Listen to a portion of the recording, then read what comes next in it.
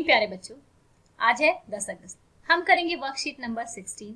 अभी तक हम क्या कर रहे थे, क्लास आपकी 9th है, सब्जेक्ट साइंस है। अभी तक हमने क्या क्या किया था, एटम क्या होता है, मॉलिक्यूल क्या होता है। तो मॉलिक्यूल में हमने ये देखा था कि भाई एक एटम या तो खुद के ही एटम्स से मिल जाता है, जैसे O और O मिल गया, O2 हो गया। जिन बच्चों को नहीं समझ में आ रहा तो एक बार प्लीज अपनी पिछली वर्कशीट्स देख लीजिए, एटम और मॉलिक्यूल समझ लीजिए, तो आपको समझ में आना स्टार्ट हो जाएगा। ठीक है। अब जब वो डिफरेंट से मिलता है, डिफरेंट एलिमेंट मिलते हैं, तो भी वो क्या कहलाता है, तो भी वो मॉलिक्यूल कहलाता है। यानी कि जब भी एटम्स कंबाइन हो जाएंगे, रिएक्ट करेंगे, एक से ज्यादा होंगे, तो वो मॉलिक्यूल कहलाएगा। अब सिमिलर से मिलता है तो किसी एलिमेंट के मॉलिक्यूल होते हैं, और अगर डिफरेंट डिफरेंट मिलते हैं तो वो कंपाउंड के मॉलिक्यूल होते हैं। अब एटमोसिटी ही क्या होती है? एटमोसिटी होती है कि किसी मॉलिक्यूल के एलिमेंट में या फिर कंपाउंड में कितने एटम हैं। ठीक है, जैसे बच्चों O प्लस O2। ठीक है, एक मिनट नए पेज पे चलते हैं, शायद अच्छे से समझ में आ जाए। तो ये देखिए, यहाँ पर एटमोसिटी के लिए आपको क्या करना होगा, यहाँ पे देखिए मैंने लिखा O प्लस O। ठीक है, क्या बन गया, O2 बन गया।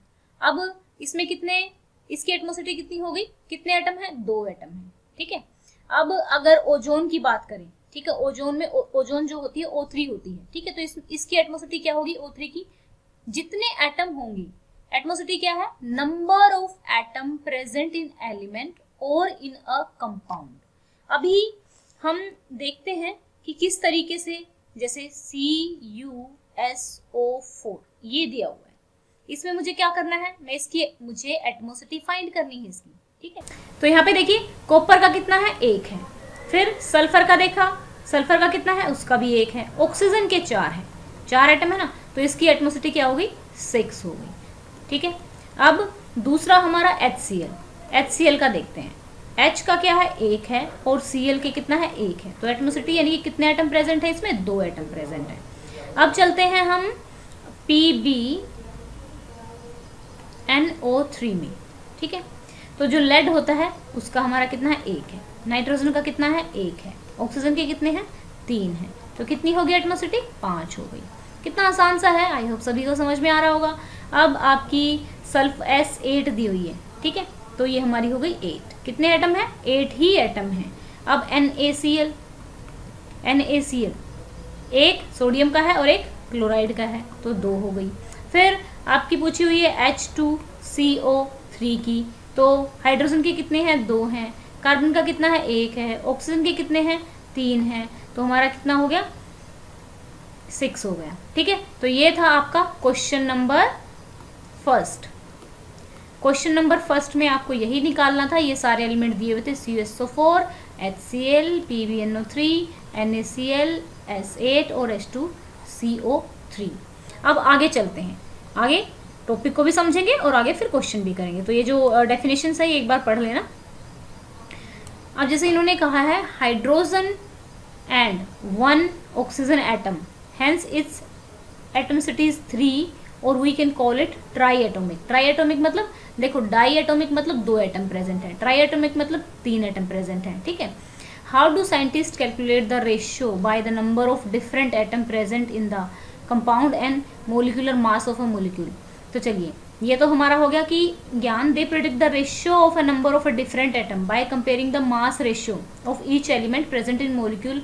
ये नहीं समझ में आएगा, तो हम क्या करते हैं, एक बार चलते हैं। जैसे मास रेशियो, जैसे कार्बन है, कार्बन का जो हमारा जो कार्बन और ऑक्सीजन किस रेशियो में प्रेजेंट होते हैं, 3:8 रेशियो में प्रेजेंट होते हैं। अब जो कार्बन का आपको क्या करना है, कार्बन का एटॉमिक जो मास होता है वो कितना होता है, कार्बन का 12 होता है और ऑक्सीजन का 16 होता है। तो इनका रेशियो निकाला, 3:4 आ गया। अभी इस 3:4 को, ठीक है, ये वाला इसके नीचे आ जाएगा और ये वाला इसके नीचे आ जाएगा, इनका रेशियो निकालेंगे। तो ये क्या, 3/3 इज इक्वल टू 1 और 8/4 इज इक्वल टू 2। तो CO का रेशियो क्या रहेगा, 1:2। एटॉमिक नंबर का रेशियो कितना रहेगा, 1:2। ये अभी जब क्वेश्चन करेंगे ना तो और अच्छे से क्लियर हो जाएगा। एक बार मोलिकुलर मास और देख लेते हैं। मोलिकुलर मास निकालने के लिए, मोलिकुलर मास क्या होता है, the molecular mass of a substance is the sum of atomic masses of all atom present in a molecule of a substance. जैसे ऑक्सीजन है, अब मान लो O2 है, O2 का कितना होता है हमारा, सॉरी ऑक्सीजन का हमारा एटॉमिक मास कितना 16 है। अब इसमें यहाँ पे 2 एटम है तो इसका एटॉमिक मास कितना होगा 32 हो गया। अब यहाँ पे बहुत सारे हैं, जैसे CO2 है तो C का एटॉमिक मास कितना है 12। अब ऑक्सीजन के कितने हैं 2 × 16 तो कितना हो गया 12 + 32, ठीक है 444 म्यू हो गया, ठीक है ना। तो इस तरीके से हम क्या निकालेंगे, मोलिकुलर मास होगा। जब सभी जितने भी एटम्स में प्रेजेंट हैं उनके एटॉमिक मास को जोड़ दिया जाएगा तो आपका मोलिकुलर मास निकल जाएगा। तो चलिए अब ये वाला क्वेश्चन जो है हमारा, ये वाला calculate the ratio by number of atom in water molecule. Water molecule का निकालना है, इसको समझेंगे कैसे निकालेंगे। अब देखो यहाँ पे हम सबसे पहले क्या करेंगे, यहाँ पे बेटा आज की वर्कशीट को एक बार 2 बार देख लेना अगर समझ में ना आए तो, क्योंकि 10th में भी फिर कुछ समझ नहीं आएगा अगर ये समझ नहीं आएगा तो। देखो मास रेशियो हम लिखेंगे, कैसे करेंगे क्वेश्चन नंबर 2 को, mass ratio of hydrogen and oxygen is equal to 1:8। मैं इसको मान लेती हूँ A, क्योंकि हमारा क्या है हाइड्रोजन का एटॉमिक नंबर 1 है और ऑक्सीजन का 8, ठीक है। फिर atomic mass ratio of HO, तो देखो इसको मैं लिख लेती हूँ 1/16, ठीक है, यानी, और इसको लिख लेती हूँ मेरा कितना आ जाएगा, ये मेरा 1 और ये मेरा 16, ठीक है, मास के अकॉर्डिंग। तो ये मेरा कितना हो जाएगा, इसको और इसको किया था जैसे मैं पिछले में लिखा था 1:16 लिख लो, इसको और इसको डिवाइड किया था 1/1, इन दोनों को डिवाइड कर लेंगे और 8/16, तो ये मेरा 1 आ गया और ये मेरा कितना आ गया 1:2 आ गया, ठीक है। यहाँ पे रेशियो आएगा। अब एक तरह से एलसीएम ले लो 2:1, यानी कि हाइड्रोजन और वाटर बनने के लिए वाटर के मॉलिक्यूल में कितने हाइड्रोजन के 2 प्रेजेंट होंगे और ऑक्सीजन का 1 प्रेजेंट होगा, ठीक है। तो रेशियो हमारा कितना आ गया 2:1 आ गया। तो एटॉमिक नंबर रेशियो हमारा कितना हो गया 2:1 एटॉमिक नंबर रेशियो हमारा। तो नंबर ऑफ एटम्स 2 हाइड्रोजन के और 1 ऑक्सीजन के। आई होप ये आपको समझ में आया होगा। अगर लग रहा है कि कंफ्यूजन है तो प्लीज़ मुझे कमेंट करके बताएंगे सो दैट कि आपका कंफ्यूजन दूर किया जा सके। तो चलो बच्चों, अब नेक्स्ट क्वेश्चन में क्या करना है, नेक्स्ट क्वेश्चन में आपका मोलिकुलर मास निकालना है। और मैंने मोलिकुलर मास को क्या बताया है, मोलिकुलर मास को मैंने ये बताया है कि जितने भी उसमें एटम प्रेजेंट होते हैं ना उनके एटॉमिक मास को मल्टीप्लाई कर दो उनसे।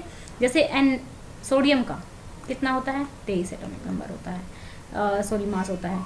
अब Cl जो है हमारा इसका होता है 35.5, तो ये आ गया हमारा 58.5, ठीक है मोलिकुलर मास। अब एक का ये हो गया। अब CuSO4 का निकालें।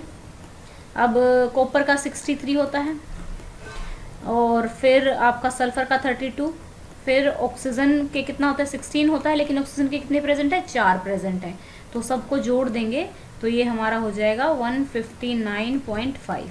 अब हम चलते हैं थर्ड पे, यहाँ पे H2CO3 से, तो हाइड्रोजन के 2 हैं भाई। फिर ये कार्बन के कितने, कार्बन का एटॉमिक मास कितना होता है 12 होता है। अब ऑक्सीजन के 3 हैं तो 16 × 3, तो आपका इसको जोड़ देना और ये 62 आपका आंसर आ जाएगा, ठीक है, जोड़ने के बाद इनको। अब नेक्स्ट चलते हैं, नेक्स्ट निकालना है H2O, ठीक है। हाइड्रोजन का कितना है मास कितना है 1 और कितने एटम है 2। ऑक्सीजन का तो आपकी बार एक ही है तो एक का कितना होता है 16 होता है, ठीक है ना। तो हमारा कितना आ गया 18 आ गया। तो ये हमारी जो वर्कशीट है उसके क्वेश्चन हो गए। अब मोलिकुलर मास क्या होता है, मोलिकुलर मास यानी कि जितने भी एटम प्रेजेंट हैं उनके मास को अगर हम जोड़ दें तो आपका मोलिकुलर मास निकल जाएगा। ये वर्कशीट आपको अच्छे से समझ में आ गई होगी। अगर फिर भी आपको लगता है कि कोई डाउट है तो आप मुझसे पूछ सकते हैं, ठीक है ना, कमेंट कर सकते हैं। अब आपको इस वीडियो को शेयर ज़रूर करना है ताकि और भी बच्चे अपनी वर्कशीट पूरी कर सकें, और स्पेशली जो बच्चे महंगे ट्यूशन फीस नहीं दे पाते, अच्छे से नहीं चीज़ों को समझ पाते, तो यहाँ पे आप जो भी जैसे भी कमेंट कर देते कि मैम जैसे कि आर्टिकल पे वीडियो बनवाया आपने, कहा कि आर्टिकल पे बना देना। फिर एलिमिनेशन मेथड कुछ बच्चों को नहीं समझ में आ रहा था, उसके लिए मैंने कल अलग से वीडियो बना दिया। तो इसी तरीके से आपकी डिमांड बेस्ड वीडियो बनती हैं, आप जो डिमांड करते हुए वीडियो बन जाती है, तो इसलिए सब बच्चों तक इनको पहुंचाइए ताकि उनकी भी पढ़ाई अच्छे से हो सके। और अगर आपको समझ में आ रहा है और आपको वीडियो अच्छी लग रही है तो वीडियो को लाइक कीजिए, चैनल आप सब्सक्राइब कर सकते हैं चाहे तो, क्योंकि यहाँ पर डेली वर्कशीट करवाई जाती है और आपके सभी सब्जेक्ट भी अभी कवर कराए जाएंगे। Thank you, have a nice day, may God bless you.